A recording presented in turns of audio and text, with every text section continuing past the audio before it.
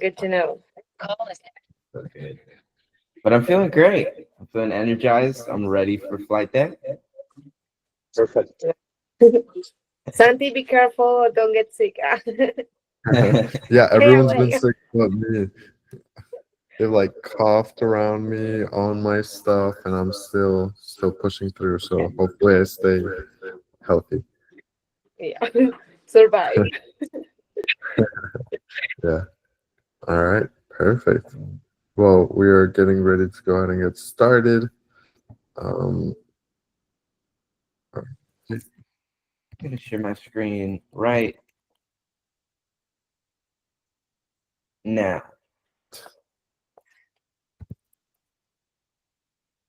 All good, Nicolas. Glad to see you taking notes. Hell yeah.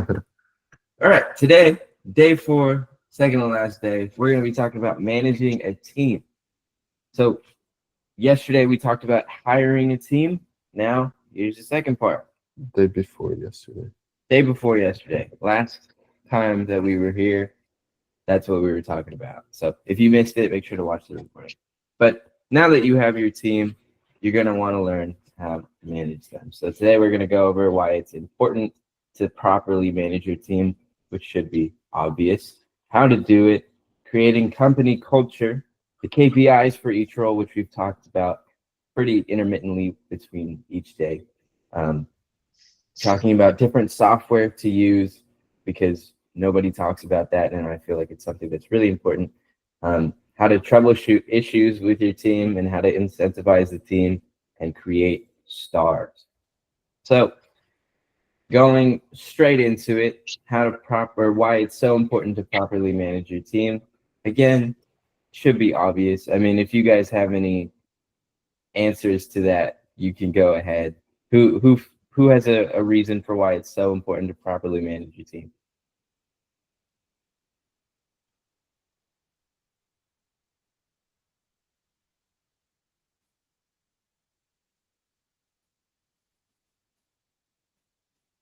Anyone? Can you repeat the question, Yes, say please? it again, please. Oh, why is it important to properly manage your team?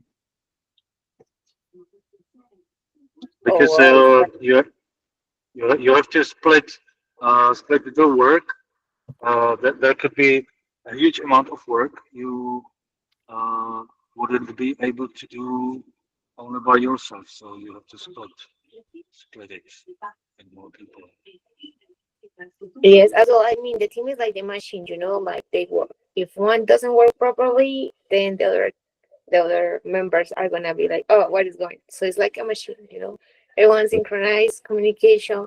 What are you doing? The other one, we're like in the same line. So Yeah, just a little bit important, no more. it's a little important. Yeah. Good answer. Good ones. So, how to do it?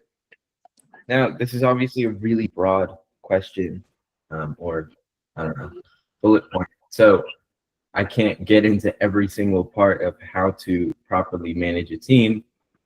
Uh, Welcome, Robbie and Robbie too. um, Long time no see, Robbie. So, how do you manage a team? Well, you might have seen Ramozi's videos recently, um, about kind of just it's a lot simpler than a lot of people make it out to be, is what I'll say. Essentially, you just want to tell someone to do the work. You want to take out everything that's blocking them. And then if they're not doing their work, you sit them down and you say, what's going on? Um, yeah, I actually don't know much detail of, of how much detail I should go into. Does anyone have any questions, like specifically on how to manage a team? Like, say you are having problems with your team, Karen. I think you brought up like a couple days ago, um, a couple problems that you were having with your team when we were talking about hiring. Yes, mainly is because, for example, like the owner, the creator, was hiring like too many people. Like each day was like two or one new people, one new person, right? So sometimes what happens is like you don't know what they are doing or what are their specific tasks, and as well like who you have to report that. Like I have my area, I know what I have to do, but when a new one comes, it's like, oh, I have to do that, and it's like, I didn't know you were coming, so I don't know what are you gonna do. It's like, let me ask. So sometimes it's that, like, when new members are coming and you don't have the notice over too many tasks for people, like too many people doing in attacks, sometimes it's like a waste of time, a waste of their time, because it's like maybe something that just one person can do. So as well, the lack of communication, because it's too many people, so it's like everyone going in a different direction. Like we know what we have to do, but everyone going like by the way. And at the end, it's like, oh, I got it. Like, what, you were doing that? Yeah, Like a lot of misinformation. yeah, yeah. That's a common problem. And so what that means is that there's also just a break between you and the creator. If you're an operator, you guys need to be working together, complementing each other to make sure that the team functions properly. A really common way for an operator to work, the way that I work, this little hierarchy, and I can actually make a little drawing, is usually, so let's say for Goosify, uh,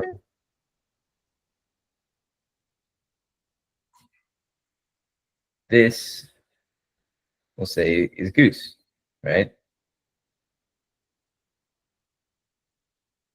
And then this is me.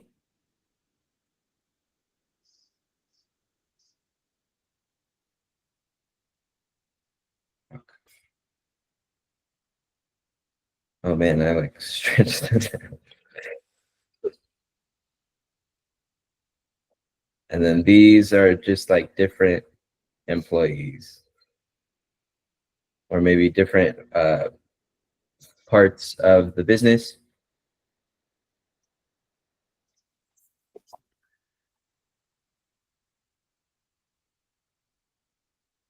So what this visualization is, and I'm sorry, it doesn't look super pretty, it's just basically to show kind of the hierarchy of how we kind of operate at Goosify. Is I report to Goose, and Goose tells me to do stuff, and then everyone else reports to me. And so instead of having everyone go, around and reporting to Goose and then, sidestepping me, it just goes between us and then out. So if anyone has anything they want to talk to Goose about, they talk to me, and then I filter that information to him so we can save him as much time as possible. So, yeah, does that kind of fix that issue that you're having, Karen? Yes, the thing is because I'm in charge like of the school community, right? Because they already have like the company, so it's the commercial team, because we are like working with a software that the CEO brings here to Latin America. So this is a commercial team to promote that, the graphic design team. What are the other ones? Another team I don't remember because like too many. But yes, innovation, and then it's like communities and communication, that is me. And then when they start with the school project, they were like, okay, you're gonna build this, and I work like aligned with the other teams. For example, if they do lunches, activations, or there is a conference that the CEO is going to, so they bring that people here. So sometimes this one is kind of a little bit different, because this one is kind of like the company that they were merging all the WhatsApp communities to school. And now I'm bringing all the resources, everything into school, make people like engage, interact, and it's more like that. So in here, I'm like, okay, it's not like an operator. I want to be like next, like the operator. I'm learning so much here with them, and as well with the school dynamic. But yeah, that's why it's kind of sometimes those problems I mentioned to you are like why kind of like a little bit different because Mm. of that. We are like different areas, so it's like too many, and that we have to filter to them, and each area has like the team members as well. So it's like Yeah, it's just more of a complex structure. So I see how that can be a bit more challenging with that added complexity. Generally, like this is a pretty simple version of what this like hierarchy looks like, but of course in your case, it's going to be much more complex, and so you'll have like other yayas like under the goose one, and each one of those different areas has their own team. So you would essentially just have to focus on that structure for your specific area, which is like community and communications and stuff, and making sure that that hierarchy and that part of it is understood by everyone and respected by everyone as well. I'd also like to highlight Nicolas in the comments. He was saying, what do you think is more important, the hiring or the managing? And he brings up a really good point that he thinks that when you focus on hiring very talented people, the managing part becomes easy because everyone knows his role and just works. And this is very true. I'm not sure if I'd say like one is specifically like more important than the other because they, go very hand in hand. But of course, by hiring the right people, it makes the managing so much easier. And so it's just how well they can go together rather than just like one or the other, because you can have amazing people. But then if you're like terrible at managing them or communicating with them, telling them what needs to be done, then it's still not really going to be a dream team.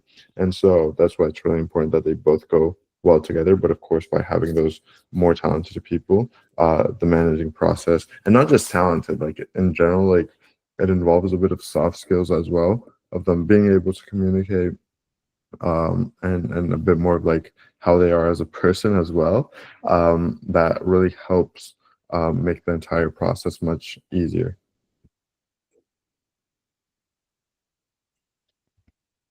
I think it all comes down to, you can have an hierarchy, right?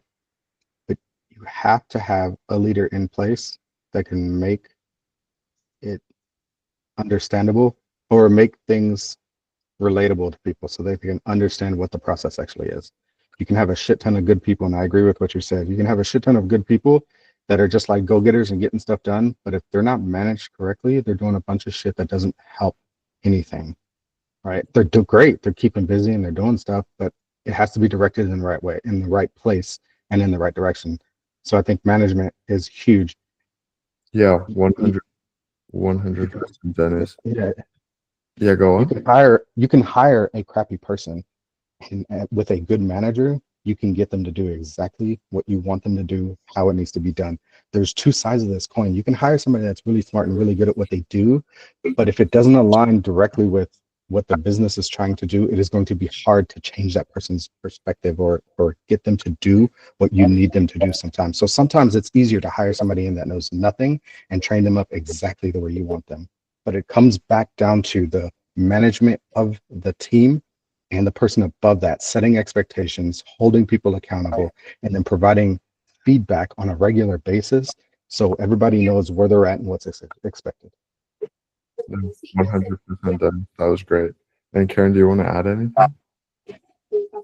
No, I'm totally agree with Dennis, and because I've been facing those scenarios when you can have like really good team members, but when it's like an right management or manager, totally it's like you get people bored, like they don't want either to stay.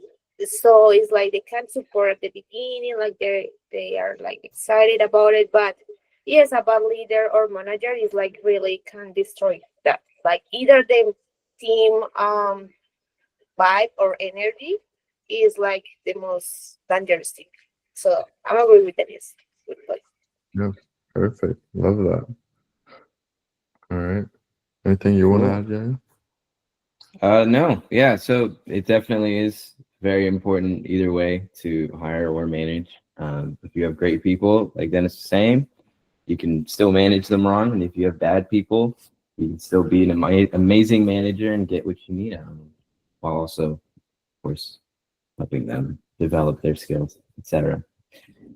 So with a good manager or operator is a very important aspect of that is creating company culture and driving that culture. And part of that, say if you've got team members that are a little below average on their skill level, is driving this like almost competitive nature of trying to build their skills over time and lead them to becoming better at their jobs. Because, you know, not everyone's going to be great, and not every company has the money to hire amazing people. So it all comes down to like how much patience you have, the priority of how much money do you have to hire someone that is at a higher skill level versus like, you know, the time, the energy you have to train someone up. Creating company culture, of course, comes with talking with the creator, talking about what kind of organization you guys want to create moving forward, what you want to see every time you clock into work, right? You just want to create a place that you want to wake up and go to every day, even if it's online. You want to create a place that's not like all those shitty jobs you've had before. And so a couple of items that we use here that I'm trying to create here at Goosify is, like I said, that competitive greatness of just trying to be as good as possible at your job. And if you have a lack in something, you keep working to try to get better at it, and you get better every single day while you're getting at it. And another thing is like, and it kind of takes after the Hormozis, sincere candor. It's about being kind, not nice, making sure that everyone is well communicated with, that nobody's like trying to put on a face, and that it's not like a fake environment. We're all trying to be honest and help each other out. And that creates a really strong bond between the team. And so when it comes to creating company culture, it's not like you just create it and then it's there. You have to constantly remind people over and over and over again, especially if they're below you. So in that hierarchy that I showed, or whatever you use for that hierarchy, whatever the creator does will bleed down to you, and whatever you do will bleed down to the rest of the team. So if you're not being honest, the team's not going to be honest. If you're not trying to get better at your job every day, who is? So you just want to keep not only leading by example, but also in meetings, etc. Just keep saying, hey, or not necessarily meetings, but like say one-on-one check-ins with your team. You want to say, hey, in this team, we make sure that we're kind, not nice, which is why I'm telling you this. It's not to have you take it personally. It's just so we can all get better. And so when you do that, your employee will see that, okay, this is that environment where we do that and take after you over time. Anything you want to add to that? Yeah, no, I always really like emphasizing the point of leading by example. I even mentioned it on the last call we had, where, you know, if you're, you know, you can remind people and tell people as much as you'd like, but if you're not leading by that example, it's really hard for people to like take you seriously and like follow that, because they're going to be like, well, if you don't do it, then what reason do I have to do it? And so that's why you always really want to set that example, because it's so much more powerful than any words that you're able to say about it. And so if it's like you can't be asking your team to try and constantly improve themselves or to try and do things better if they don't see you constantly, you know, outworking everyone, improving yourself more than everyone, pushing yourself further than everyone, because they're not going to have a reason to. They'll be like, oh, well, he didn't, so it's fine if I don't. Whereas if you're leading by that example, and not only in the performance side of things, but also in the honesty side of things, and the communication side of things, because they're like, oh, well, when he messes up, he just tells everyone and is like super transparent about everything, then they'll have the confidence to go ahead and do that as well, because they see you doing it. And so I feel like it's one of the most, if not even the most important aspect of it, of just being able to lead by that example. And of course, adding to it with the communication with the team. But yeah, I think that's what I'd add to that. Joseph? Sorry, I hit the wrong button. Oh, No worries. okay. Okay. So we can move on to KPIs for each role. So like we've said before, I mean, we've talked about KPIs a couple of times. Being an operator, it can be kind of hard to figure out the KPIs for yourself, but it should be fairly straightforward for most of the roles that you hire. let's say for a salesperson, you want to say, oh, and just as a reminder, key performance indicators, KPIs is key performance indicators. Just whatever someone does, they get a bonus, etc. if they hit a certain quota. So for a salesperson, maybe they book 10 calls every week. If they book 10 calls every week for a month, you give them $1,000 bonus or something like that, or you raise their salary. For a social media person, if they can get 100 new followers on your social media every month, they get a raise to their salary or bonus, etc. Any questions on that? Anything you want to add? Yeah, so these are super important because at least I personally really like making decisions based off of the data we have. And so if we're not tracking stuff, if we don't have data, then it's impossible to make decisions based on that data. And so by having these KPIs in place, you're able to measure everything that's going on within the different roles within the business. And so you can have this, be a bit more complex. And so making sure that all of this data, one, you don't want to like overtrack data because it might become like too much. And if the data that you're tracking isn't changing the actions that you're taking, then it's not worth tracking.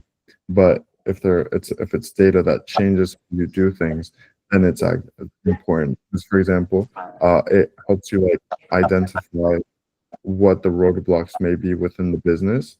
And so, for example, let's say we're tracking even from the like funnels themselves to your communities. If you're like, okay, we have this amount of people watch this amount of people fill out the form, but then only this amount of people reply to the outreach we sent to them to schedule a call, then only this amount of people show up, then you're able to see where along that path things are like short. Or if you see like, oh, we're getting a ton of sales calls booked, but then we're only closing a really small percentage, then we're like, okay, we know that something's wrong with the sales script, or something's going on the sales that we need to look into and try and improve so that we get that metric up.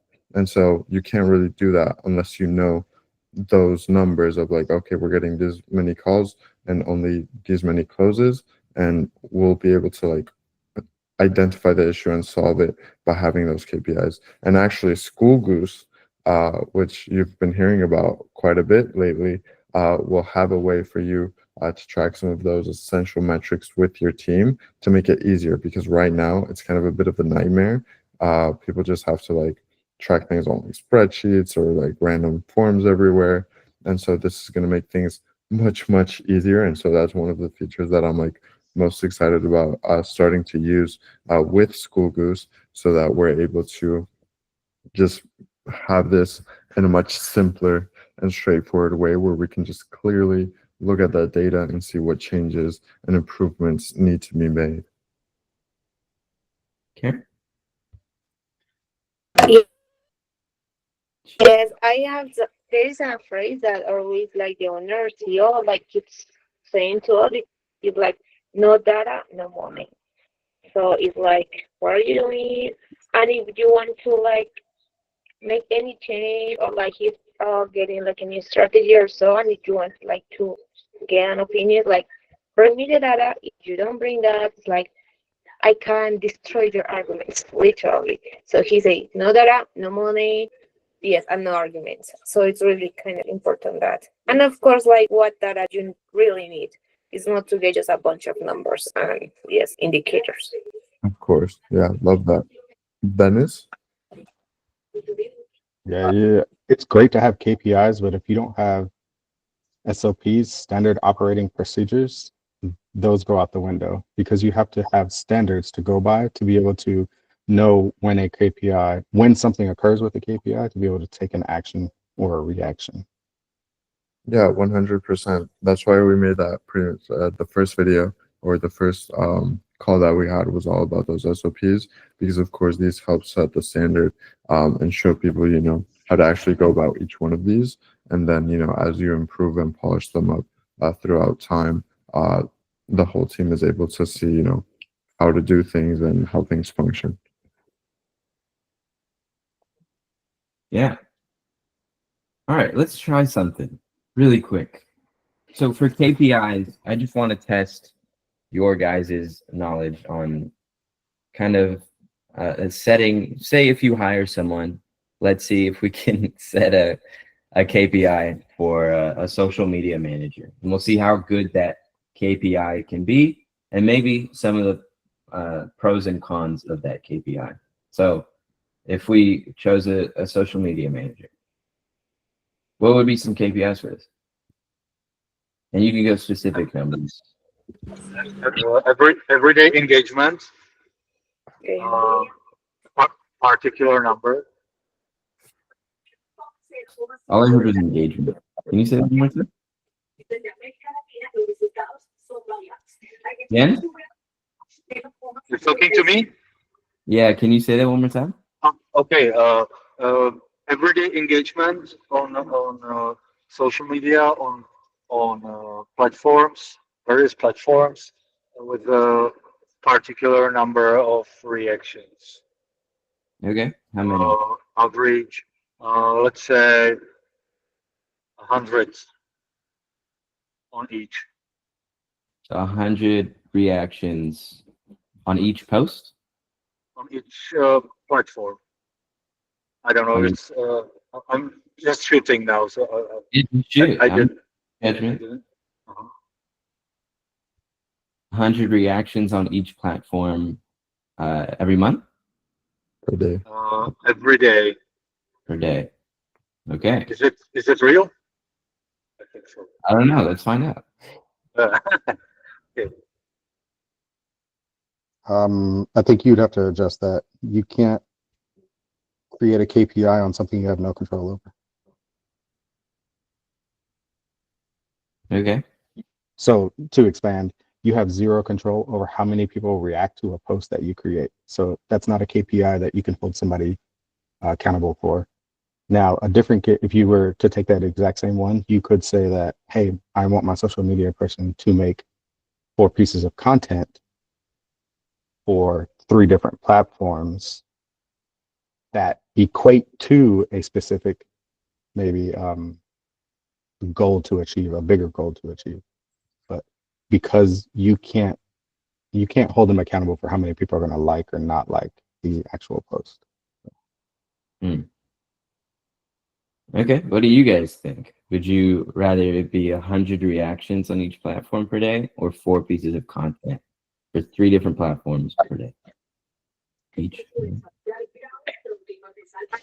For example, I think it's like not how many pieces because for which platform is the owner like working on, like the focus on, where is the audience, right? All of them are like the conversion, like for example, per post, if it's daily or either if it's in YouTube, like a video a week, what is the conversion rate? For example, your CTA, how many people that I don't know, watch the video or see your post, go to your either landing, go to your WhatsApp group, like that conversion rate. So I'm gonna set a percentage because it's something that I can keep tracking to know, for example, this kind of content brings more engagement, is like connect more with my target. And I can identify that and I can keep tracking that percentage. It's something I can control, but I don't know how many people, because if it's TikTok, it's gonna be huge, like more huge people that can see it, but it's different. It's gonna be in YouTube, for example, or if it's gonna be on Instagram, right?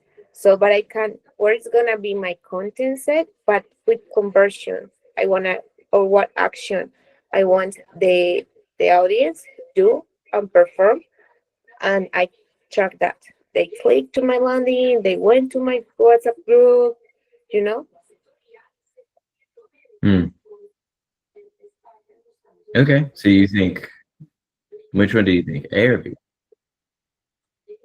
I was like, I think she gave a C. Yeah, that's what it sounded like to yeah, me. like CTA tracking. I know. I like what she said though. Like you can hold them accountable for what you're looking for, and what you're looking for is a higher conversion rate. So if the marketing team or social media team isn't reaching that specific goal, then they know that they need to adjust something. That's something that they can control. It's something that you can measure, right? So I like that portion of it. I think mine was very too simple. So I think if you say, hey, a minimum of these amount, that's great. They can do that. But if your ultimate goal is to increase the conversions, then that is your KPI. So what was it? A minimum of Karen? No, I think we'll go with what Karen said, which is your conversion rate. Yeah, your conversion rate. Yeah, because each post, or I mean, when you post, that comes with a specific objective. So that is what are you gonna track? You know, conversion, tracking. The most important for us is like get the data of the client. You know, like bring it to WhatsApp, you're gonna get data, but something that you can then work with. You know, so it's always regarding conversion and the objective that post is gonna have.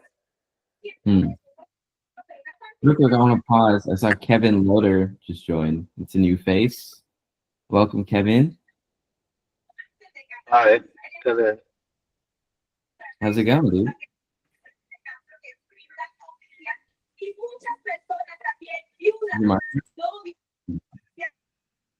Oh, okay, got it. I probably just didn't notice you last time. Sorry about that. Welcome anyway. Okay, so you were thinking a conversion rate, Karen. What percentage specifically would you say? Like on average, how many conversions you get per day, per month? For example, in my case, I have a daily conversion tracking that is about like the people coming to our community daily. So I have set daily 5%. Honestly, like that varies a lot because as more as you have daily, of course, you need more people daily to get that average. So now it's kind of around 2 to 3%. So that one, in my case, is like the conversion rate, but that comes as a result of the commercial team as well, activities, activation process, posts, and I just need to make sure that they are achieving the right, and I as well like get the people engaged, and then to keep the engagement in school. So that one is like my tracking in that case. Okay. But what would you say for a social media manager, your marketing team? What KPI would you set for them? For example, they do activations like in let me think one that they do like, because it's not more about posts that they do, it's more like when they call people to like meetings like that, like, so let's say that they get just a little like 40 people and just like 15 went to school, so it's like 30% for those like activations, like onboarding meetings, conversion. What would be more of your community management team? I'm talking more like your marketing team. If you had a social media manager, what would you put their KPI?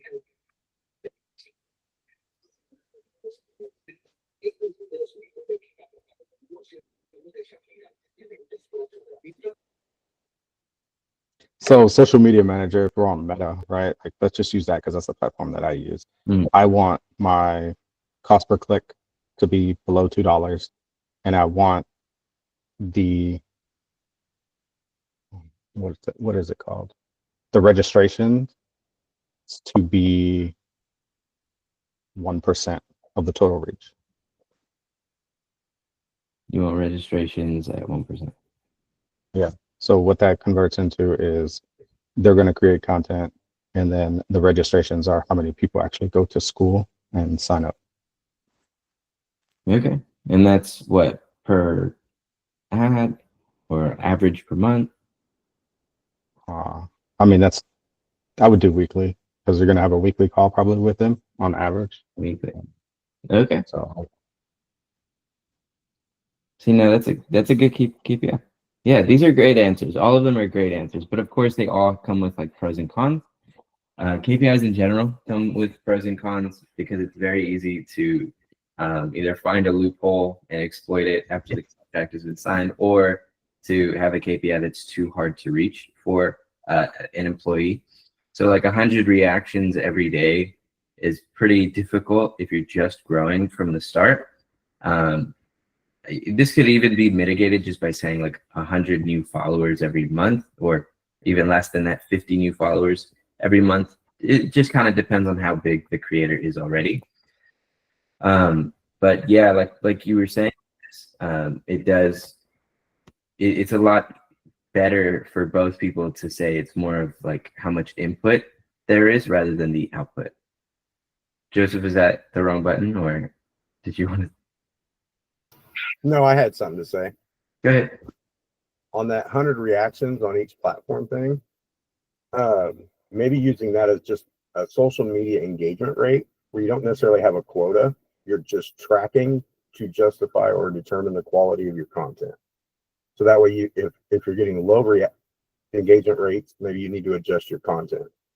Yeah. It's base the KPI off of what action or behavior it's going to influence. Yeah, of course. And I think this also leads into a thing that's come up a bit where there's things that you want to track, like data that you just want to have and know and be aware of. And then there's actual data that's like based off of the KPIs you set for your like team specifically. And it's not like just a one or the other. You just get both of those data points and use them together in a way, if that makes sense.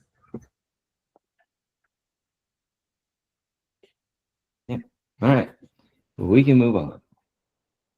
Sorry if that was.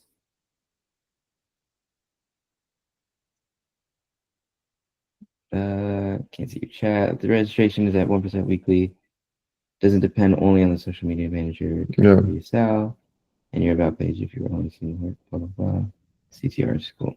It's a good point. Yeah. So again, you want to be very, very detail oriented about what these KPIs are.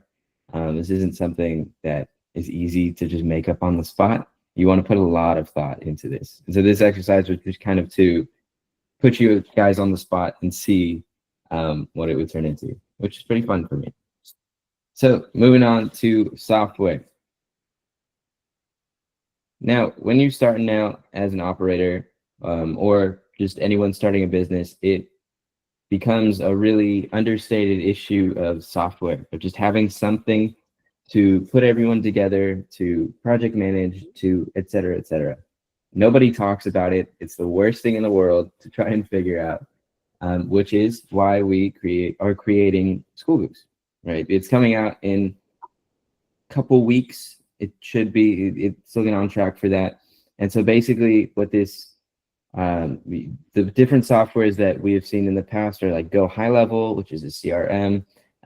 We've seen, on the school DM, there's no really any software for that, for like, say, managing your DMs off platform for like a team member to respond to. There's Slack, right? Everyone uses Slack to communicate with each other, but it gets hard to do because you have to go on a different platform to talk to each other. And then if you're close with your team members, you guys might accidentally start using iMessage, and then all these chats get lost. You don't know where to put them. There's also project management software. You want to be able to keep track of your tasks and the tasks of your team members. So a lot of people use Notion. A lot of people, we use Motion Calendar. So there's Notion and Motion, two different things. There are other companies that say use Toggle. Any other softwares you can think of? Yeah, Miro-bot. ClickUp. yeah, but for like project management, there's a ton, and I've gone through a lot of them as well. Some people use Asana, Trello, some even use Trello for like a CRM as well. There's just so many of these tools and softwares that are like all over the place, and they're all like super complex, and they have so many like random features that you'd never use, and so it gets really overwhelming really fast. And then trying to choose like which one, and then like you're probably using several of them at the same time. Like you probably have Notion for one thing, then like Slack for another. Some people have like several different team chats. Like they'll have like Slack, WhatsApp, a group chat somewhere else, Discord. Like I've seen it all, and so it's all over the place. super complicated, and it gets expensive really quick too when you add them all up. Some of these softwares charge insane prices, which is why we were like, well, it looks like we're just gonna have to make our own. Yeah. And so we'll be talking to you guys a lot more about that really soon. You guys will probably see a bit of a like alpha version, which is like yet to be like entirely polished. It's like right before the beta version. And so you guys will be seeing that probably today. Actually, we don't have a set time for that just yet, but we will be going over it a bit more. And then the full out version should be coming out in a couple of weeks or so. So we'll definitely be keeping you guys posted on that, because I'm like super excited to start using this for like everything. And yeah, it's going to be an absolute game changer. So hopefully that'll make all of our lives so much easier. Yeah. So it even has a lot of options that I've been waiting for a while. So sorry if this sounds like an ad read, but I've just been really excited for it to be launched. So I wanted to show you, or to talk about it. But basically, yeah, like the main things, you want a project management. You want to be able to talk to your team efficiently. You want to be able to keep tasks central and organized, so everyone knows what's going on in the business. Obviously, we use a lot of Google. Google Drive is good for having like folders and files, and it's free up to a certain point until you need to expand your storage. So we would highly recommend creating like a main company folder where you keep all your documents and keep it organized. The next thing for say project management, I recommend Motion Calendar. I really like it. I use it at 2 different companies, and it seems to work pretty well.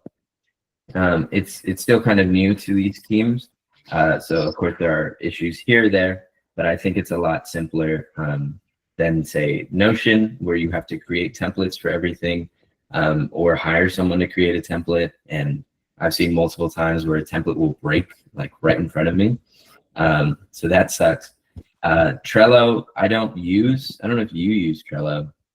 I've never. I don't currently use it, but I know a lot of people use it for project management, and also even as a CRM, because you have like you can just like transfer people and so personas and stuff. But yeah, a lot of people use it. So I've never taken the Trello, but if that works for you, then it works for you.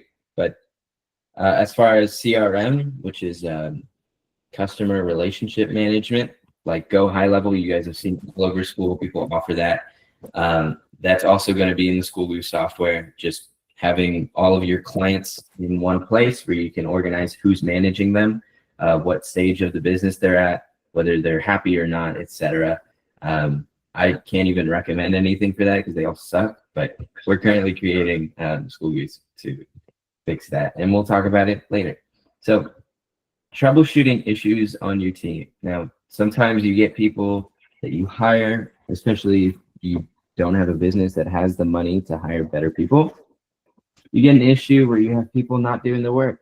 You have issues where people are not communicating with each other. You have issues where you have no idea what's going on in the business, or even major ones where like someone says something stupid on school and it gets traced back to you because they're your employee.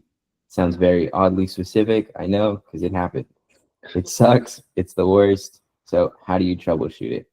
Well, it kind of goes back to that company culture. Like I said, you just have to constantly refresh the brains of everyone on your team, whether it's in a meeting or in a one-on-one or in a Slack DM, just constantly telling them like, hey, here we have communication. We would rather you communicate than hide everything from us. We want you to succeed. So make sure you're learning from other people on the team. It also comes down to like making sure that, again, you're leading by example. So you want to be honest with your team. You want to constantly show them that respect that you want to get back. And you always want to get better so that they're constantly looking up to you and wanting to get better. It's very important as well to not be, some people call it a micromanager, or an authoritarian or anything like that.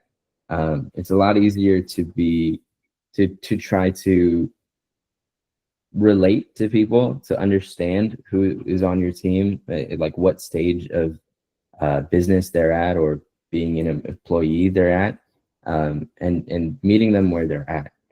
So, for example, we have this guy, he's 18, he's very new to business, and so he doesn't understand a lot of the things, the requirements it takes to work, say, at a startup.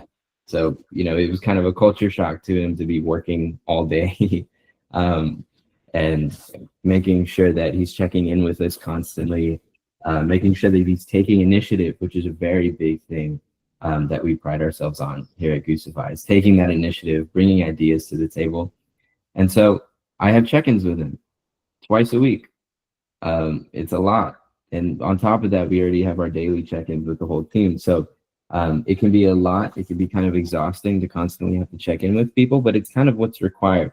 If you need to constantly remind someone of that they're seen, and that like showing them the skills they need, the communication skills they need, etc., then you might have to increase your communication frequency with them, just constantly reminding them on these check-ins of the culture of the company. Anyone have any specific issues with their team? I know I asked that earlier. If you're on a team, I guess, is a better question. No? Anything you want to add? No, I mean, that's pretty much it for the most part. Yeah, it's also good to be, I guess, direct in a sense. Of course, being careful with how you present things, but I've seen a lot of cases where people just kind of overlook things, or they're afraid of having that confrontation with the team, and so and it kind of ties into the whole company culture, as I was saying, and leading by example. But if you're just very transparent with things with them, of oh hey, yeah, I'm not mad, I want to talk about this to see how we can work through it, and just always being super open with them, transparent, having those honest conversations frequently, because I don't feel like there's ever a need for it to be getting mad at them, or whatever it may be. It's just about actually having those conversations, not being afraid to have those conversations, and just talk through the issues to make sure that the solutions always, benefit everyone, And so, yeah. Yeah. And then on the opposite of that is incentivizing the team, right? We talked about KPIs today, and this is more of a recap point. But we talked about KPIs today. As Santi said, it's being clear that you're not mad, you just want to talk to them and make sure that communication is clear. It's a very big incentive, because if people feel like you're mad at them, it's very easy for them to start resenting you. So you want to make sure that you guys are on friendly terms. And then creating stars long-term comes down to career development. When you hire someone, the first thing you should be thinking is, what is their plans for the future? What is their long-term vision in this company? And so this also goes back to a couple of days ago when we were talking about hiring. You just want to develop that with them, and also with the existing team. You want to think about, what roles will this person be able to fill down the line? If we're going to expand the responsibility, if we were going to think about putting them as a manager of something, we got to think about that now, or else it's going to be a problem later. And of course, there's not everyone can be a manager, but it's better to think about that and take that into consideration of, do I need a manager that I can kind of train that role into them later down the line, or is this just a job that I need done, and it doesn't really matter to me? And then once you've created that, once you've got that answer, once you're starting to think okay, yeah, this is someone that I want to train to be a manager, you got to sit them down and talk to them about it. You got to say, hey, I see managerial leadership experience in you, which is why I'm going to be a lot harder on you, because I want you to succeed. And it's going to be hard to have those hard conversations with them, but you need to make sure that you're sitting down with them every once in a while and saying, like I've said before, it's being kind, not nice. I'm calling you out on this because I want you to succeed. I want you to keep it in mind for the future. so that you can build these skills and become a manager. And so that way, not only are you able to have hard conversations, but they're also not resenting you because they know why you're telling them that. Yeah. And that's about it for that point. Yeah, I'd also say, just how we like to gamify the experience in communities. It's great to do this with your team as well, where it just feels like a fun video game competition. I've seen this work really well, specifically for like sales teams, where it's like, okay, like having that little competitiveness on top of it being like the more sales they make, the more money they make as well. And so it's like really easy for it to just become a game with the leaderboard of like the people on your sales team and just all of them like absolutely crushing it and trying to beat each other and get more sales and make more money. And so that type of environment is really cool, and it helps a lot as well to and it benefits everyone. At the end of the day, a big thing too is I like it that when the creator wins or the business wins, it's not just like a win for the people at the top, but it's a win for everyone on the team. And the more that the business grow, the more that you want your team to grow, and for them to feel like they're part of that growth and that they're able to keep moving up, and that this is like benefiting like everyone equally in a sense. And so I think that those are some really good points. And so anywhere you can make a game out of the work, it makes it just so much more enjoyable for everyone involved. All right, guys. Do we have any questions for the last 3 minutes? We went over a lot. Good. Well, I will just add, and it's something that works for us, and as well as you always say, it's like that sometimes it's like you get worried when you get a mistake, but he says like get a mistake, get it quickly, but learn. So you know what you're not gonna do next time. And always like ask if you have to do something, like don't just always say like okay yes I will do it. No, like if there is something that you see, if it's about your area, for example, ask about it, like oh this is not right, why I'm gonna send this, what is the purpose, like always keep asking when you see that you have to do it, not just do it like okay no, and as well you hope that if you say things or something like hey you have to do this, as well your team helps you like to are you sure, like I see this is kind of like we can improve this. So always get that in both ways, because yes anyone can get like any mistake or something. For example, when you say communications or things like that, like any word or anything can go wrong. Hell, trust me, I get a lot of those. Oh my god. But there was always a way to solve it, and I was like yes that happened because I didn't ask, I didn't check like how I was checking that.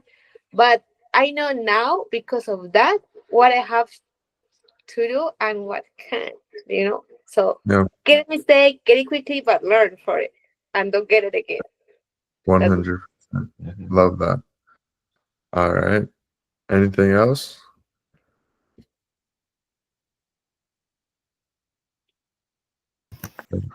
Yeah, I've got a question. Go ahead. I actually have a few, but I'll try to keep them brief. Do you guys have a list of KPIs that you like to use? And if you do, can we get that as like a template to give us a baseline to start with? So it kind of depends on the role. Do you want like a giant list of different KPIs for this role, or do you have a specific role in mind? And just what you guys actually like to track, as operators, what's your go-to KPIs for the different positions? And that kind of ties into another question I have. What are you guys seeing as the core roles for school communities to have? That's They're kind of common across all schools. Yeah, these are great questions. So I think we kind of touched on this like in hiring the team. So like those main roles of sales, of marketing, of operating, and of course the creators themselves. You want someone that can be the front face of the company, if there is one, or if it's just the company itself. Like just people that are in those videos, in social media posts, etc. You want someone managing the marketing, the social media, the ads, etc. And you want someone selling people, selling them into the community, upselling them. And then, of course, you want someone in operations to hold them together. Now, as we said, operations can fill some of those roles, depending on what's needed. And then there's also, I would say, account management, someone that's specifically just looking at nurturing relationships with your customers. Those are the main ones in my mind. Anything? No, yeah, those are the main roles. Again, as we went over this a lot on the hiring one, I'd highly recommend going over that one again if you'd like to. But these roles are also always going to differ based off of the needs of the actual business, based off of the people that are already involved in what you need.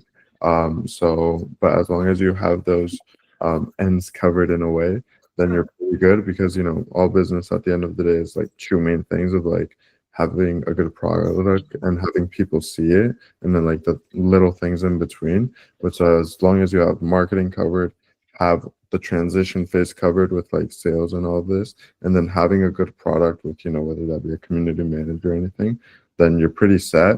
So that's what I say to that. And then to your first point about KPIs and creating a template, yeah, I'll definitely get on that and get that out as soon as possible. I Appreciate it. I think our software will also have like basic KPIs on it, Yeah. like for tracking. But yeah, in the meantime, I'll try to get that out. It's a great point. Yeah, I just think it would be good to have at least as a reference, coming from existing operators. Hey, this is what you guys like to track and how you guys like to use and what KPIs you guys like to use. Yeah. Gives us a starting point to evolve from. Yeah. Next question I had was, what skills does an operator need to have or learn to be a good or great operator? Yeah, well, leadership, communication, a bit of sales won't hurt.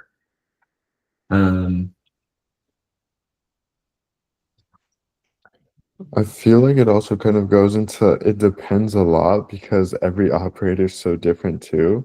And so depending on the situation that you go into with the creator, it's going to vary so much, because you might learn a ton of sales, but then maybe like your creator is great at sales or already has a sales team or something and doesn't need you to do any of that. Then you would have learned all of the sales for like no reason, pretty much. Of course, it helped, but you want to make sure that you're adaptable overall. Dennis mentioned some good, and these are a bit more. I just seen that, Dennis.